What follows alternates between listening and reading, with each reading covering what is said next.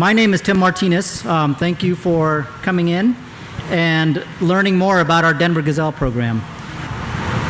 This program started 6 years ago in 2012, and really it was the city's effort to help promote Denver to venture capitalists around the country. So what we were finding is that when we would say, hey, Mr. VC or Miss VC in California, you should fly into Denver as you're flying overhead to go to Boston or New York, and they would say, why would we ever stop in Denver? What's in Denver? What could we ever find there? So that's when we started the Denver Gazelle program. We hand-selected, looking backward, a group of 5 CEO and companies that had already received some venture capital and were doing very well in Denver. You might recognize some of these names. Ping Identity, Inspirato, Ibotta back in 2012 were ones that we had selected back then. And so now when we go to the either coast, and it's a little easier now because Denver is on the map a little bit more than we were back then, but we would go there and we'd say, hey, look at what you missed. You missed Conversant, you missed SendGrid. And now we have a list of champions that grew up in Denver, that are growing in Denver and really doing what we want. So this is really the city's effort to hook our wagon to their star. So really, when you look on the stage, what we're doing is just adding to our corral of champion horses. And with the addition of these 5, we now are up to 30. So we have grown beyond just a recognition program to more of a network. And that's really, this last year is when we've started working with the Blackstone Entrepreneurs Network of Colorado. They have a network of gazelles that are in Denver and Boulder and are doing a lot of the same things that we think we can be doing with these here in Denver specific. So we started partnering with Greg, with the Blackstone Entrepreneurs Network, to build a network of these CEOs. And what we found is when we bring them together, their expertise, then they can advise both the mayor and the city in economic development on how do we support growth, how do we support growing companies. They also can build a network to support each other. They have similar issues and similar problems, so this is their opportunity then to work amongst themselves and really build a network. So we are super excited that Greg and Blackstone Entrepreneurs Network have agreed to come work with us.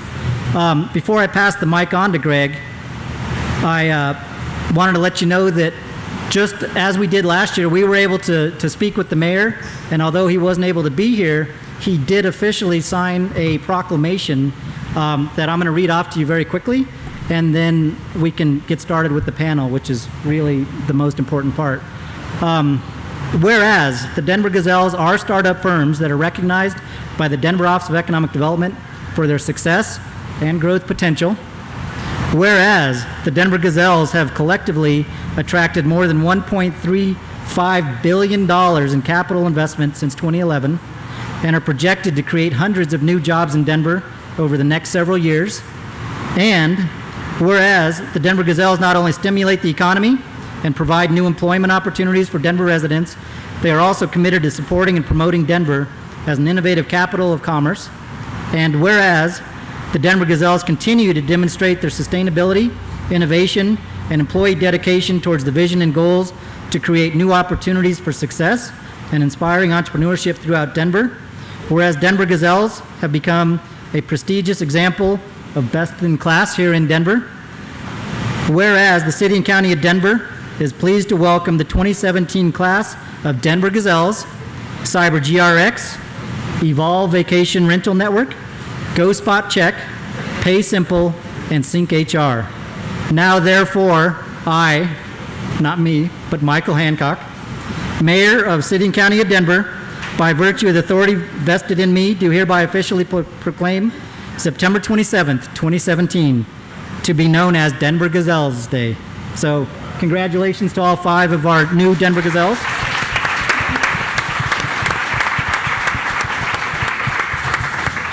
And we actually have a signed original for each one of them that we'll be hand delivering. And with that, let me just turn the mic over to a man that I've known for at least 10 years now. We've worked together for quite a while. He's actually a member of the original class of Denver Gazelles in 2012. He was CEO of a company called ComCables that he's since sold, and he's probably earned a few dollars off of that sale. And he's been just a huge help and support to me as I've been growing up here doing economic development in Denver. So with that, one of our unsung business heroes in Denver, Greg Greenwood. Thank you, Tim. We'll save the applause because it's really for these folks right here. They're doing a lot of heavy lifting and some great things in our city. And that's why we're here. So I'm just going to try to manage some energy up here. We're going to have a good time. And if you want to move up and get close, feel free to do that. We're going to make this very interactive. If you have a question, raise your hand. We'll call on you. But before we go any further, let's just get to know who's in the room. So Matt, you want to kick us off? Yeah, sure. Happy to. Definitely honored to be here and appreciate the great introduction and the proclamation. So thanks, Tim, and to the city and the Office of Economic Development. So Matt Talbot, I'm CEO and co-founder of GoSpotCheck. I'm a Denver native, actually, so it's especially awesome for me to be up here. And seeing how much the city has grown and how much startups are doing for the economy is pretty incredible.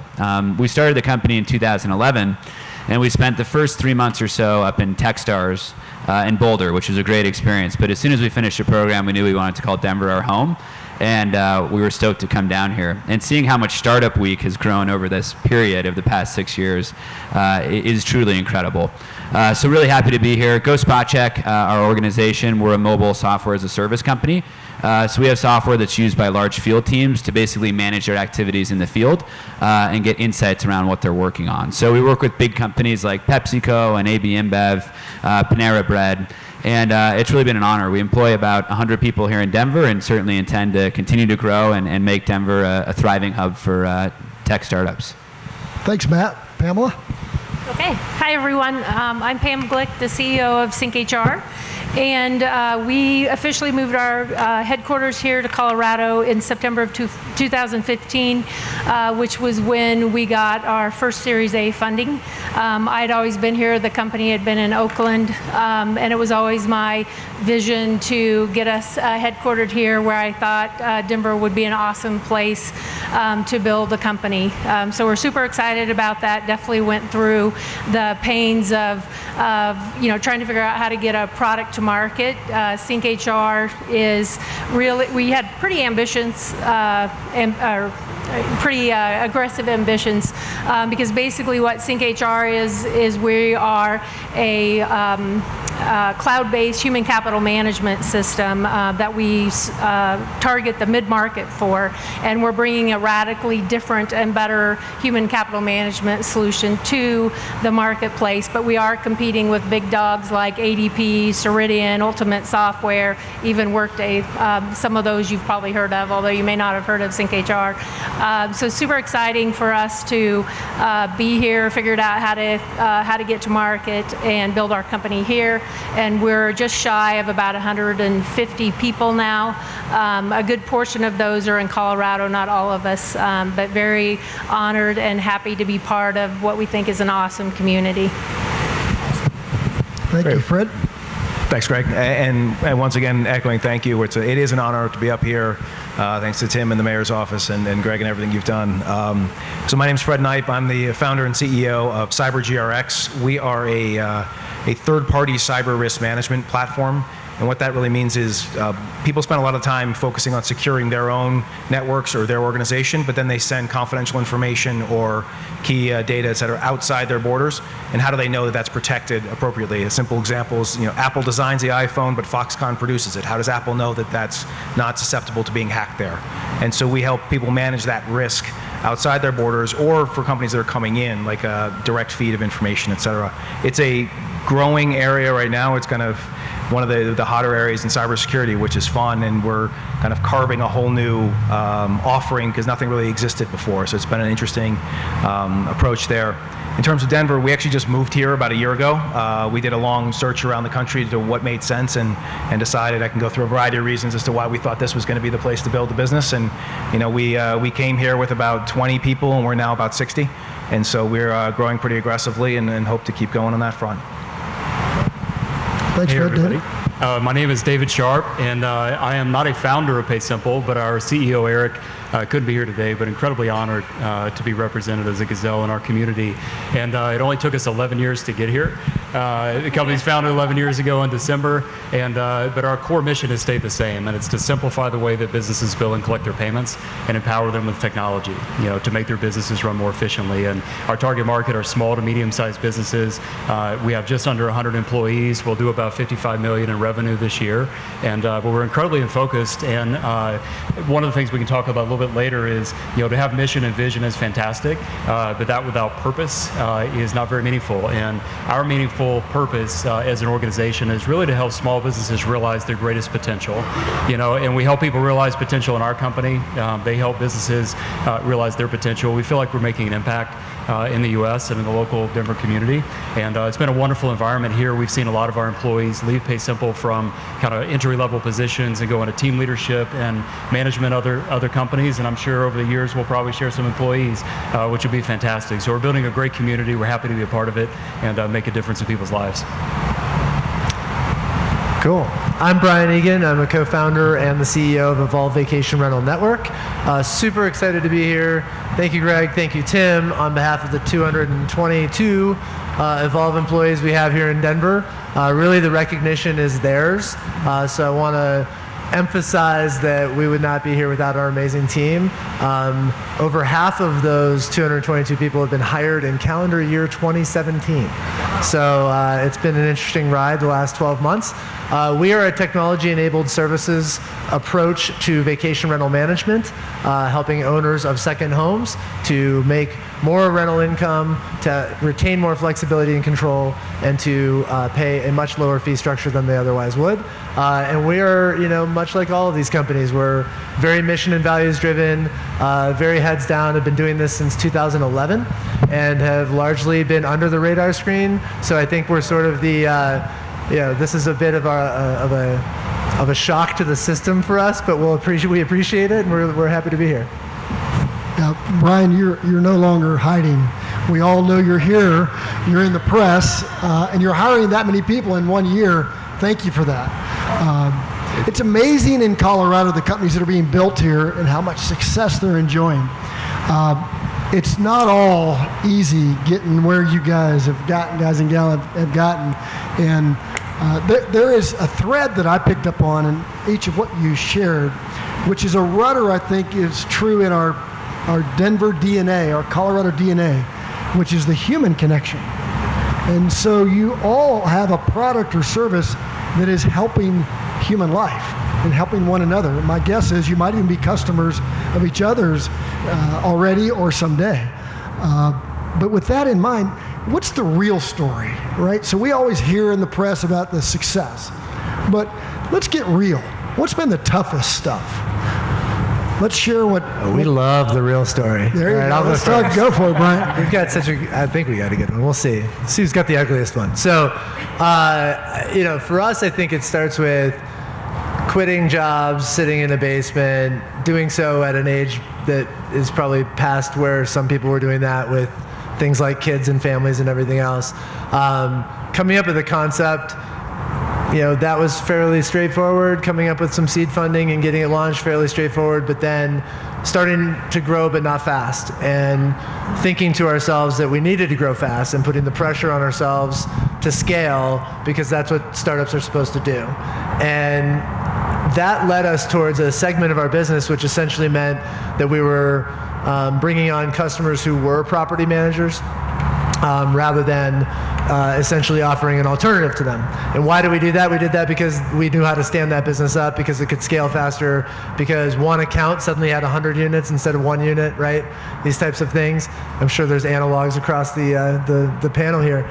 And we barreled into that business, and the early data was good, and we weren't the only ones that were fooled by it, but it turned out to be the wrong business model, and we had to unwind that business and double down on what was our best model, which was getting to the owner direct, and to your point, Greg, really changing an individual's life and saying, hey, here is somebody who owns this home who needs to make their mortgage payment so that they can keep this asset in their family, and putting that front and center in what we were doing.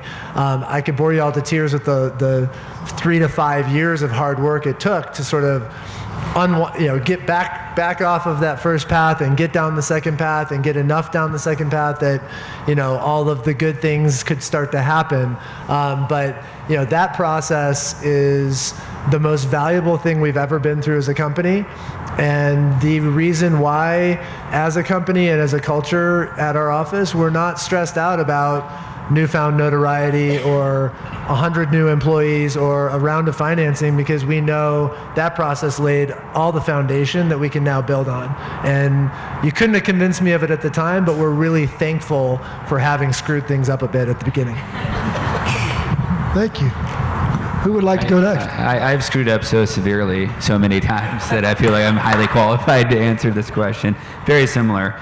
Ours is pretty extreme, though. At least you're in the same realm of business. When we started the company in 2011, my bright idea, seeing as my wife had just had our first child, my daughter Mia, who's now will be 7 in January, was to start a Netflix rental model for maternity clothes.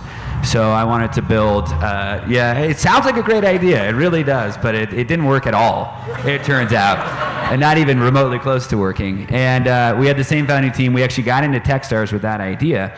And I flew across the country. I was living in Jersey before I came out here to go to Techstars. My wife and my 4-month-old moved in with her mom in Syracuse while I went and did this crazy Techstars thing. About 3 weeks into Techstars, we realized this maternity rental business had no legs and wasn't going to work at all. And that was really when the founders came together and said, are we in this for the long term? If the idea doesn't work out, if the product doesn't work out, if the market doesn't work out, at least we would have each other, right? And we would continue to fight hard and figure out what was next. And we came out of Techstars with an idea that was called GoSpotCheck. That was actually an idea where we would be crowdsourcing retail intelligence through mystery shopping. We ran that for about 2 years, and that didn't work either, it turns out. So that one flopped, and we kind of had to take another step back and said, well, what are we really doing here? And we had built some really cool software to power all this mystery shopping activity, and we began to just license the software that we had built. That was 4 years ago. We were about 8 people when we started doing that. Now we're well over 100, growing 100% year over year, and certainly have a software service now that's working really, really well for our customer base. But very much the same story is that's the important thing, are those lessons and those learnings. And we tell this story so often to the company because we all need to be humble. We don't all know what we're doing. We're all learning as we go. And the most important thing is that we're actually taking lessons from that. On the back of my shirt, it's one of our core values, which is go to bed smarter. And that's been kind of the rallying cry for the company. Like we very much know that we don't have all the best ideas in the world, but if we can increase the velocity in which we learn and make sure that we're actually telling those stories and implementing them at our company, that's the thing that's made all the difference. So even though all that failure is tough in the moment, the return on that and the learnings and the ability to apply those and change behaviors and change plans, I think is basically the only reason that we've been successful as a company over the past 6 years. So let's get a little audience participation. I want you to be actively listening, and when we're done with all 5 folks, I want you to raise your hand and tell me what thread you picked up from each of the stories that's present in each of the stories. So just be thinking about that. What's the 1 or 2 things that really is consistent? So who'd like to go next? Sure, I'll go next. So for me, it was a little bit different. I actually wasn't a founder, but I joined the company. Very early on, and the reason I joined them was because I had been implementing Oracle and PeopleSoft for 20 years, and I was very good at it and didn't really think I would leave that world, but what I recognized is they really had something different and special. So I was super excited going into the company and having the ability to come in and have a key role and help get a product to market. What I failed to realize, though, was how hard it was going to be to get someone to want to invest in something as ambitious as what we were doing. So if you think about it, we're this very small little startup that had a totally different way of doing things, but we were in a massive market because the human capital management market is a multi-billion-dollar market. but it was like very crowded, you know, and had lots of big players in it with a lot more capital than us. So that was a huge lesson learned for me, and it really caused me to, you know, stand on my head and do some pretty unnatural things to figure out how to get this product to market. And what held me through that was just my real belief that this was something special. So there were a lot of knocks, you know, things where, you know, I thought, hey, we should be able to go out and raise money. I just couldn't do it, you know. So it was figuring out other creative ways or strategics to figure out how to get it done, how to get the product built and ready to go to market. And then once we got the product built and ready to go to market, I was then in a different phase, which was, okay, prospects really liked what we had, which was great, but it was payroll. So they weren't going to give us payroll without institutional backing. And when we went and talked to the VCs, they weren't going to give us money until we had customers on the product. So then it was like, okay, we've done everything, gotten this built, and how are we going to get it to market? So it became obvious to me I wasn't going to get money on my own, so I had to go find a strategic to get it to market. So we did find a company who needed what we had, and, you know, which was interesting because we got acquired and really lost control of the company. But it was a way to get us to market. And it was through that and getting the product proven that we were then really able to get real institutional money. But that was, you know, quite a ride. You know, two totally different cultures.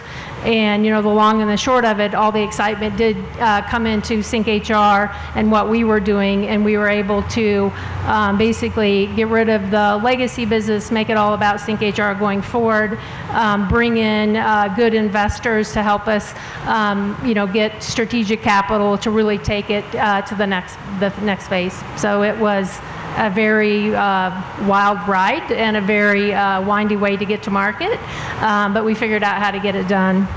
So that's our story. Good. So it's interesting. I had a somewhat different situation in that. So I left a company where I was a head of security to form this business, and mainly because myself and a friend who ran security at Bank of America at the time, we thought we could do something better. We had that arrogance to say, you know what, we're going to solve this. We're smarter. We can figure this stuff out. And we were able to build a pretty compelling story. And you know, I've been a consultant before. I could make a nice PowerPoint slides, et cetera. And we were able to raise actually a fair amount of capital to go and build this. And he and I built the most beautiful thing you could imagine. It was going to be fantastic and everything. And we sketched the whole thing out. And then about 6 months in, we realized neither of us had ever built a product before. We could write all about what you needed to do and all these cool things, and we could sell it and be an incredible vision.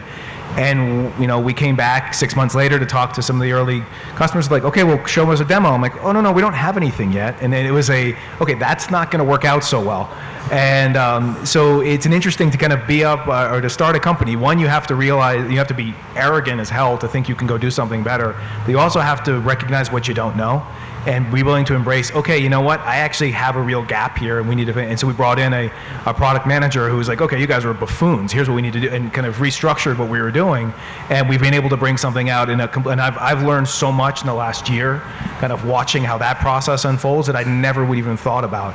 But it's kind of there, and being able to kind of face that situation, and I'm sure there's 15 more in front of us, and face that situation and recognize that you have like gaps or inabilities there to say, okay, how am I going to then augment that? Who am I going to bring in? Who's going to help me do this and move forward? And that's the only reason I think we've been able to be successful. Fred, did you just say that your employee called you a buffoon? Every day. No, but I mean, and we have a culture which celebrates failure. Exactly. And I need people to come and tell me, like, that's the dumbest thing I've heard all day, and here's why. And Fred, you've never been in this situation before, so let me walk you through. And it's not just insulting for the sake of it, but it's more, hey, let me walk you through a logical reason as to why that's not the right path, and then everyone can learn from that. But you have to be open to challenge anyone, or else you're gonna, like, the good ideas then will hide and will never bubble up. How many people would be willing to tell their CEO that they're a buffoon in the room? All right, we got some work to do out there. There's great therapy around this, but thank you for sharing that. David? Yeah, and then I had a quick, because I have been with PaySimple for almost since we started the company.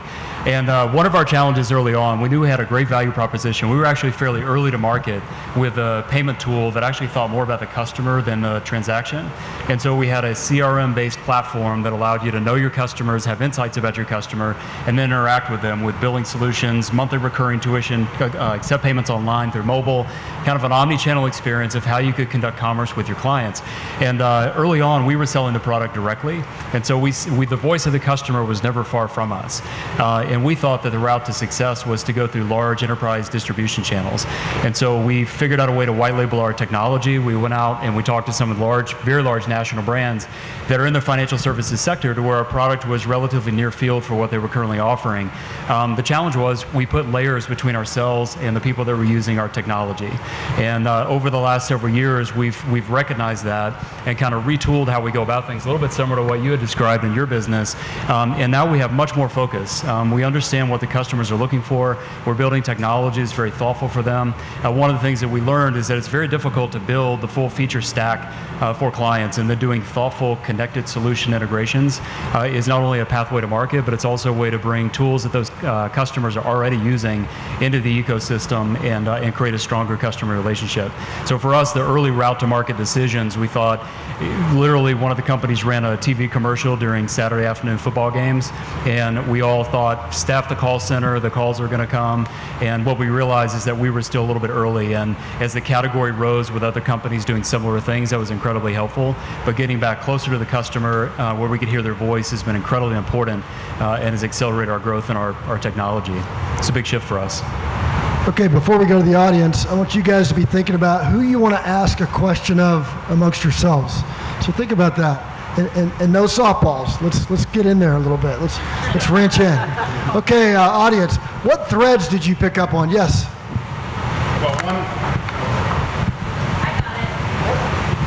So one thread I heard was be humble and be willing to learn.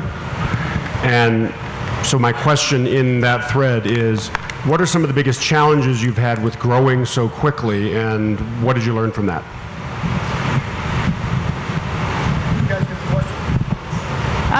Well, I'll take that one.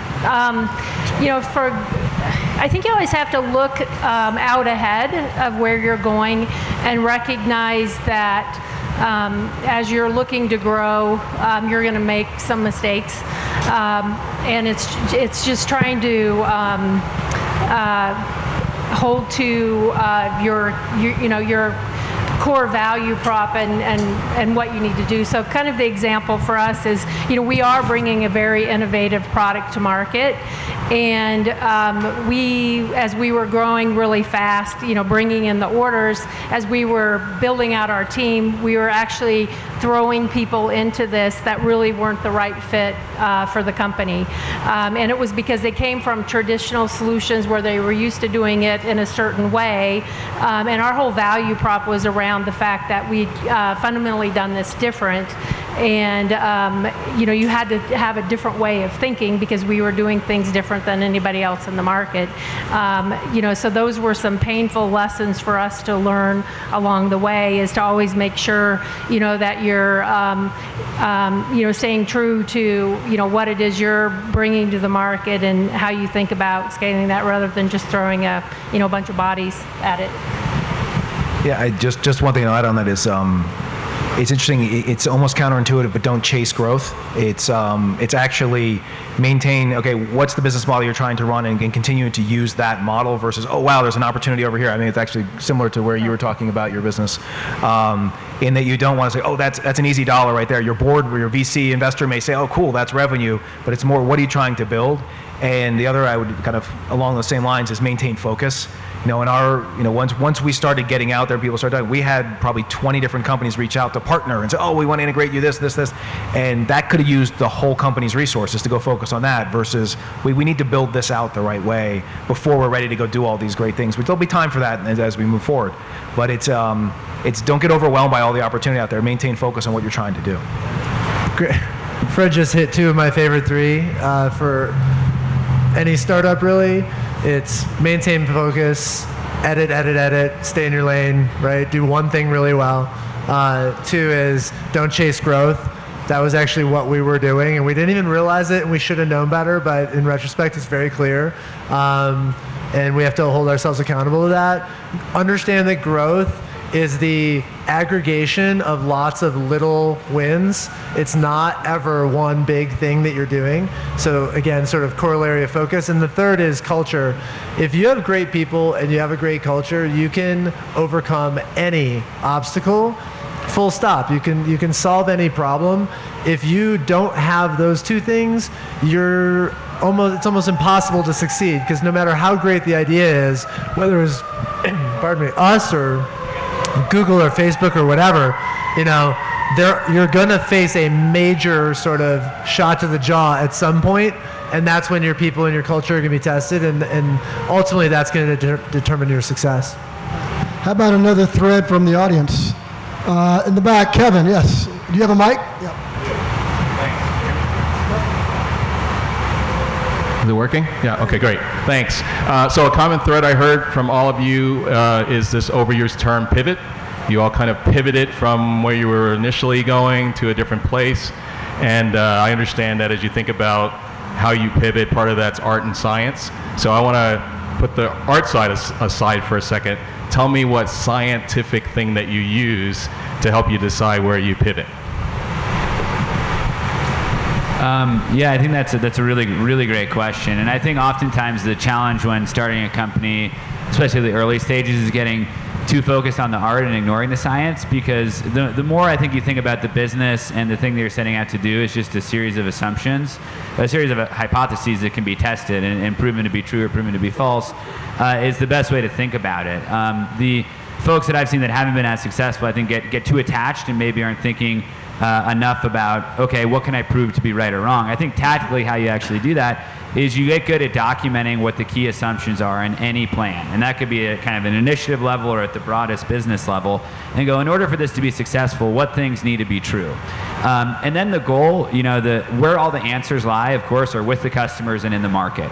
And the sooner that you can go out and prove or disprove the assumptions that you have around, is my product or service valuable? Are people willing to pay for it? Can I get people to not just say, hey, this is really interesting, I'd like to try it out, but take out their checkbook and pay you to pre-order the service, right? Or say, as soon as it comes out, here's the check that I'm going to send you, is the most effective thing. And so for us over time, I think you do that a little bit by kind of intuition and try a lot of different things, but the more you can actually force yourself to go, the art is seeing what's not there, right? Here's an opportunity, here's something different that we can do, here's a big crowded market that we're going to disrupt and do something different because we can meet, some needs that are currently unmet. That's brilliant. And then everything else has to be very much baked in the science.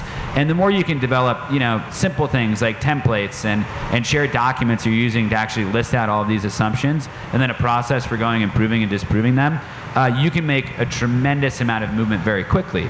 And you'll know when to pivot when you need to change something when one of those hypotheses has been proven wrong. We thought people would be willing to pay for our mystery shopping service on a recurring basis. They would need to be doing this every month in and out. Well, we tried that. We got a bunch of customers and all of them were willing to pay for a week, and then said, call us in a year when we think we may need this again. And we knew that we couldn't scale a company without that type of recurring revenue. So that was a core assumption that we knew we had to change the business because that model wasn't working.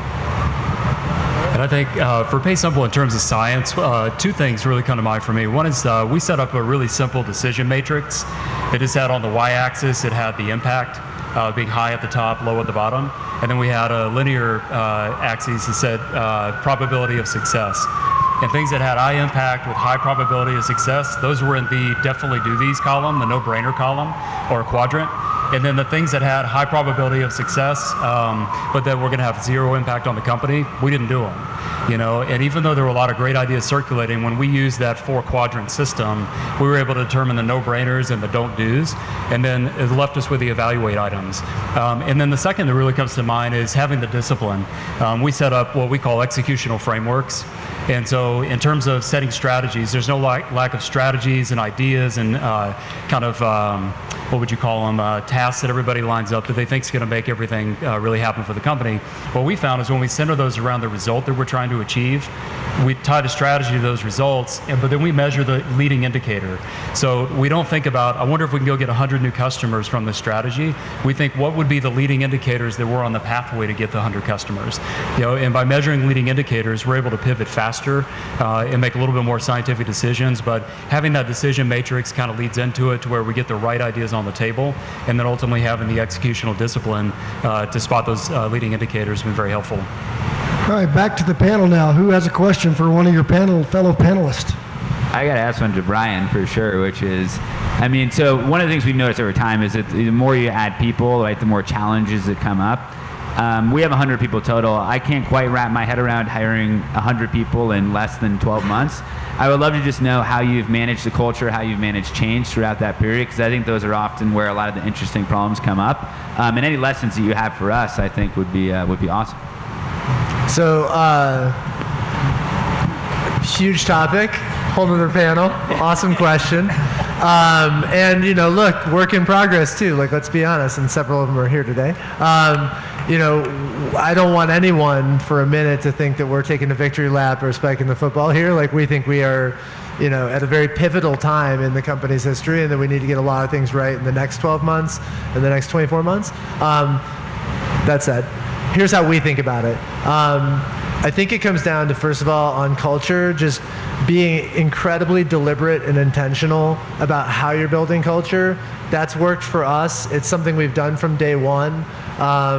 Having a defined set of core values and then having mechanisms in your, it's not enough to just sort of paint them on the wall. One of the things I like to say is, every organization has the same set of values, which is whatever gets rewarded there. And so you have to make sure that what your values are the same things that are being rewarded, and sort of operationalize that. So for example, if you go to apply for a job at Evolve, the entire job application is essentially one big values application. We actually aren't very skills-based hirers. We're purely, or as close to purely as possible, cultural-based hirers.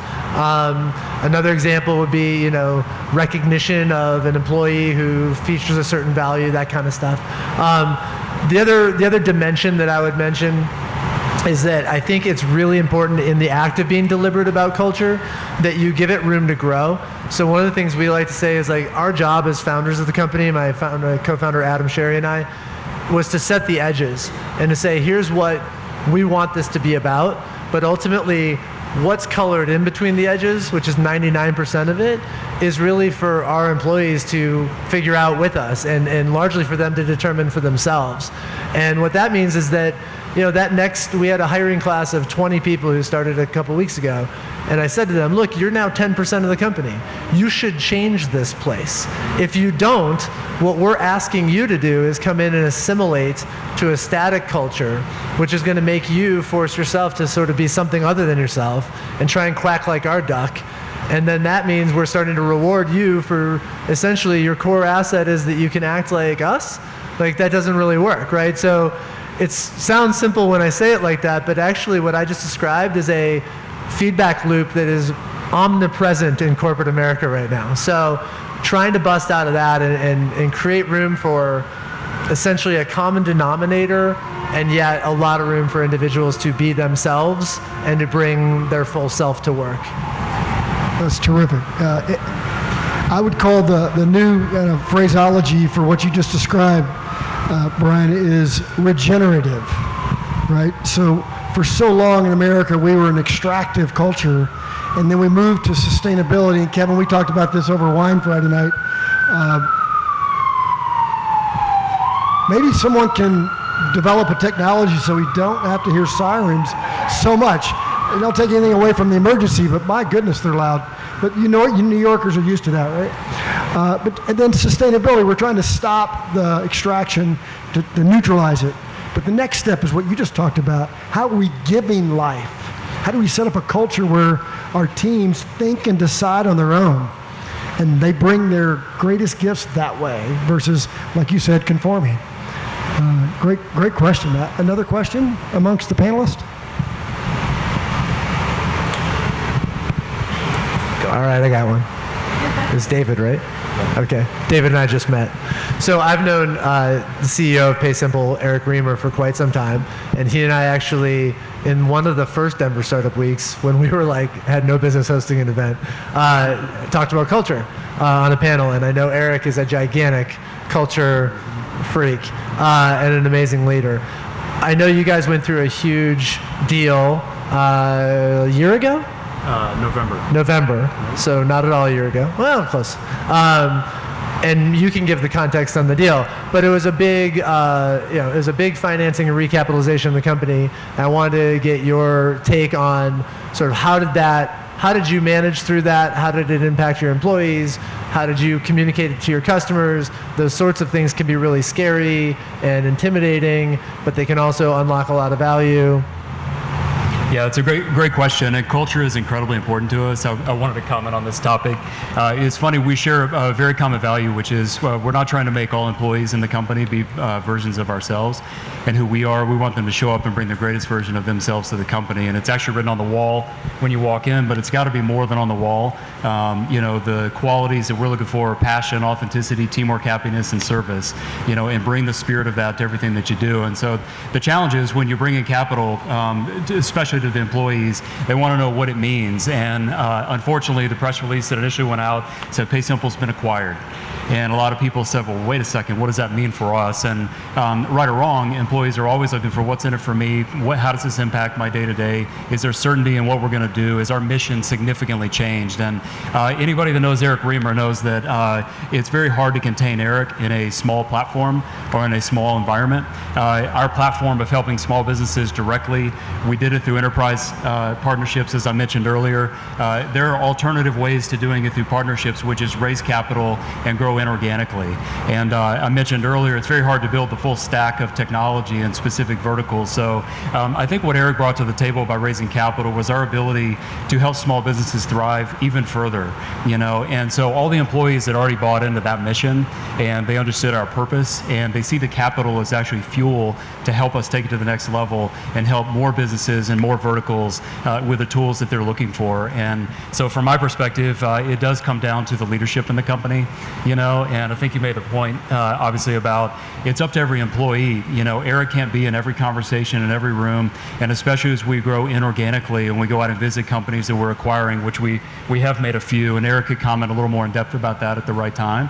But in those acquisitions, sitting in the room with a CEO that sold their company, what do they tell their employees? And it's important that we infuse the core belief system, the core values and mission into those employees. And it's incredibly important. So Eric's on site doing those, but we're raising up the next generation of leadership. And I think it's important too. I think you mentioned earlier about kind of where the critical thinking is done within an organization.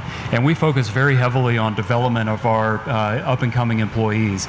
If most of the time, if you came into my office, Gal, who's on our staff, comes in and said, what do you think I should do? My question is, what do you think we should do? And that, just turning the questions back around on the employees has been driving critical thinking down. We're doing that with the acquisitions that we're making so that they feel part of our culture. We're asking them, for example, what do we do in the home services space to grow that particular market? We're not coming in as the expert. We're coming in as collaborators with the same vision and same mission to make a difference in the lives of other people, and that permeates quite a bit. So that's how we handle it. Terrific question and great response. Let's go back to the audience. Does anyone have another thread or question that you'd like to propose? We have 10 minutes, so not everybody at once. This is the interactive part. Hey, the man on the front row, how about that? Always ask questions. Well, here's the mic. Take your time. So I apologize, I was just coming from the last session that you were at. But what is the best way to approach companies like yourselves that started at the bottom, that are willing to work with the small businesses and form those strategic partnerships, to approach them and say, hey, we have a solution for something that we're seeing in enterprises, and we'd like to talk to you about it, solve this problem that you might be having? I mean, just reach out. I mean, it's as simple as that. I mean, we had a panel earlier in, on cybersecurity, and 4 different people came up and said, hey, I got this thing I think could work with you guys, et cetera. And they all sound pretty interesting. I mean, it's, there's an element of prioritization of I can't, talk to everyone every day, but if there's something that's compelling and such, I'm happy to have coffee with anyone and talk about their idea and see if it could work. I mean, just don't, don't let me say no versus holding back. Oh, he's gonna be too busy or whatever it is. Like, go for it. Well, and I think it's different if you're a large enterprise, because you were on here when we did the panel yesterday about large enterprises versus emerging companies. And I think it is very much a little bit easier to get in with an emerging company because we don't have as many people. If you found us, that's great.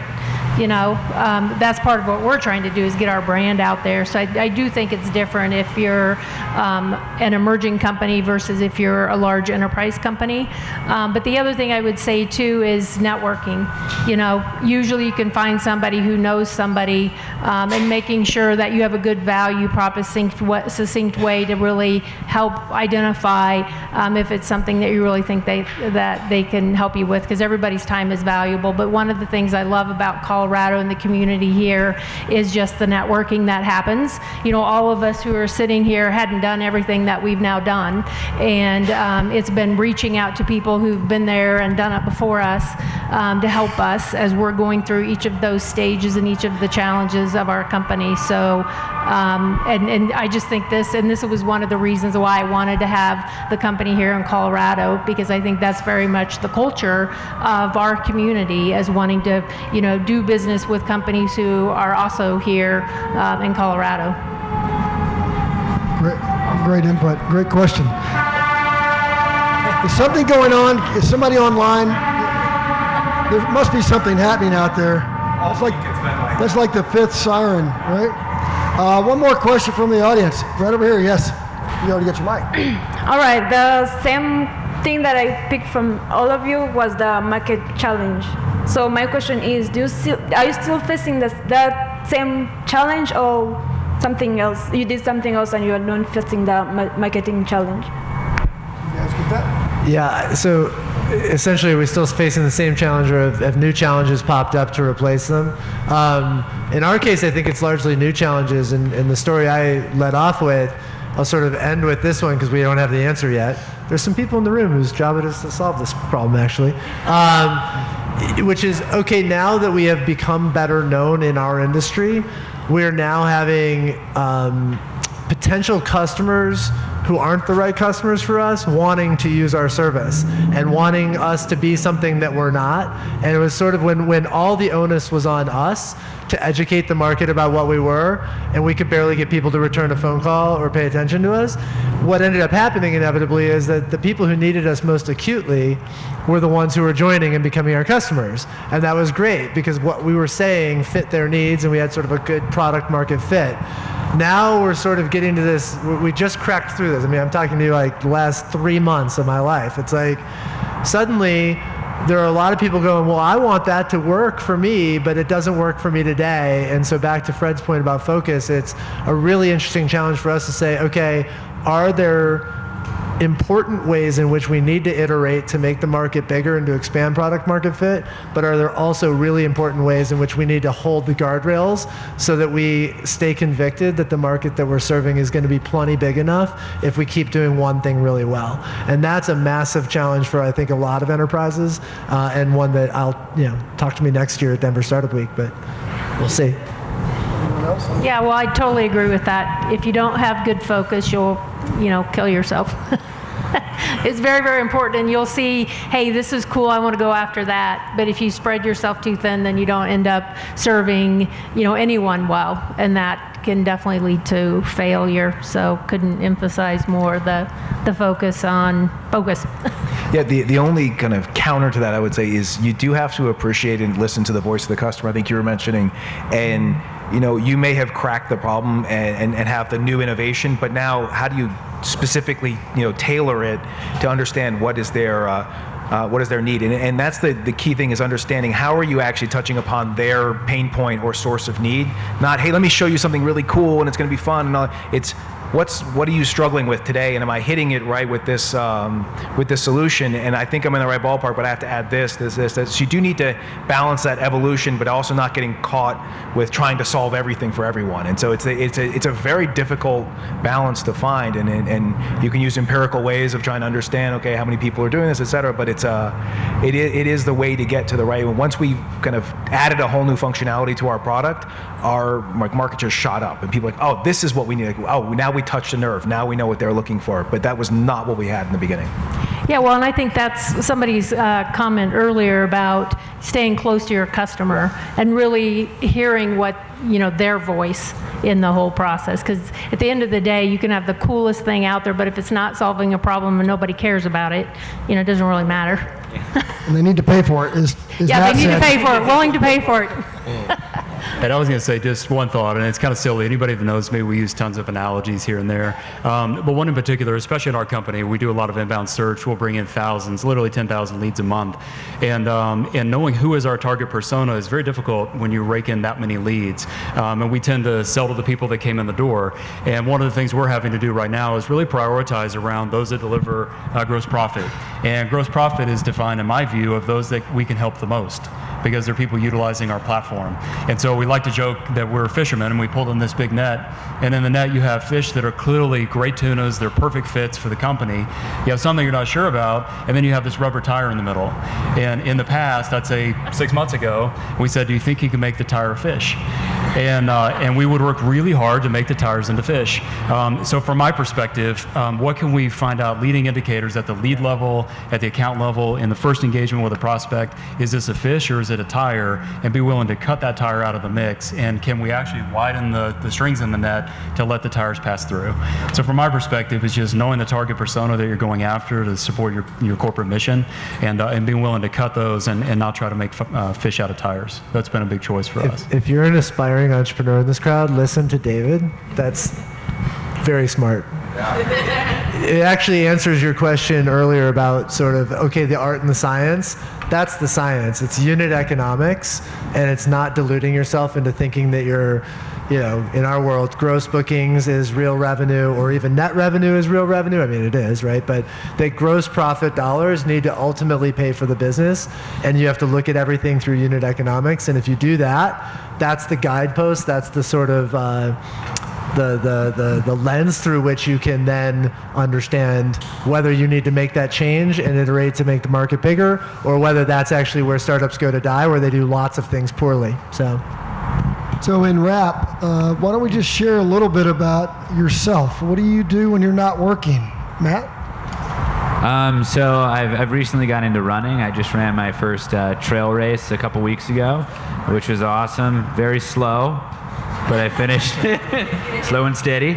And then outside of that, I'm really just trying to optimize for time with my family. I have a 2-year-old, a 6-year-old, and as I mentioned earlier, a pretty amazing wife that I'm really lucky to have in my life. So anytime I'm not at work, I'm just trying to hang out with them.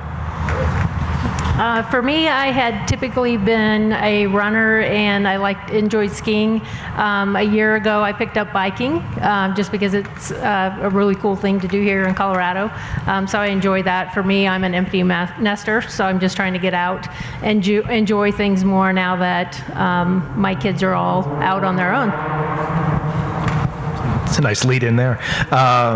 So I grew up and spent my whole life on the East Coast, and I ended up playing squash competitively my whole life, and I've been picking that up here. It's actually a pretty impressive scene here. At the same time, we moved to Colorado about a year ago, and I am kind of relearning how to ski with my sons, which is really embarrassing actually, because I'm old and tired now, and they're like doing jumps and stuff, and getting out as much as we can. And my 7-year-old is now really big into rock climbing, so I'm learning that with him as well, and it's fantastic. Can anyone tell that Fred's got an East Coast accent? No? Do you want me to? No, just very quickly, I'm married 19 years. I have a wonderful wife. She's an architect here in Denver and runs her own firm. We have a 13-year-old son and 2 twin girls that are fantastic. One of them was the level 6 USAG champion this year, Riley Sharpe. You may have seen her in the paper. But actually, one funny thing, and I told the story of the company the other day, is we had honeybees that came to our house 3 different occasions. The first 2 times I paid somebody else to do it, and I told my wife we could spend spend the same money and buy a bee suit. I think we can do this.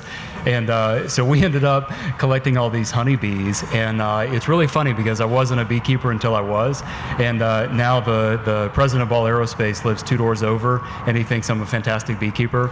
So it's actually something funny in life, like try something new and step into it and really own it to the fullest of your ability, even when you don't know what you're doing and you're looking at 20,000 honeybees at your home. It's a fantastic experience, and it's a great opportunity to enjoy and explore with your family. That's great. I can't follow that. I mean, like the honeybee guy? I mean, I've got twin boys that are 11 years old. They're into skiing, biking, and hiking, and we hang out in central Denver, and we go to the mountains a lot. I mean, honestly, and I work my ass off. I mean, really, that's my life, to be totally clear. No bees, no pigs. I like live music a lot. I don't know. I mean, that's about all. But that was awesome. Well, thank you all for sharing a little bit about yourselves. It's so Colorado. I mean, I met Fred. I like to do walk and talks, as people know, and Fred and I went for a walk and talk, and you've been here for a year or so, right? Yeah. He had just played squash with the governor the night before. I'm like, how do you move here and in a year you're playing squash with the governor? It's Colorado. That's what we're about. That's our culture. And I'll leave you with this. You guys are building great companies. You're doing it in really cool ways. It's regenerative. It's not extractive. It's really Colorado. And this community is built on service. It's built on support. And there's an incredible book written by a guy who's a Wharton professor, Adam Grant. How many people have heard of Adam Grant? So the book's called Give and Take. And it's a research book based on professionals. And there's 3 basic categories: givers, takers, and matchers. And as you could probably imagine, takers have an extraction tool. Givers push and want to serve and support. And matchers keep score. And who wins in the end? The givers do. Altruistic givers, not doormat givers, but givers that want to make a difference in community. And that's the kind of leaders that you all are. I see you as generous leaders, contributing to our community, employing amazing people, doing cool things with your products, but the most important thing you do is you touch lives and you make great things together and you enroll them in decisions and ideas and creativity. And thank you for being Gazelle leaders for Denver this year.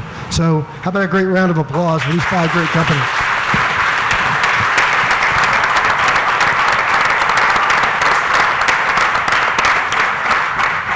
Tim? That's a wrap. Great. Thank you all for being here.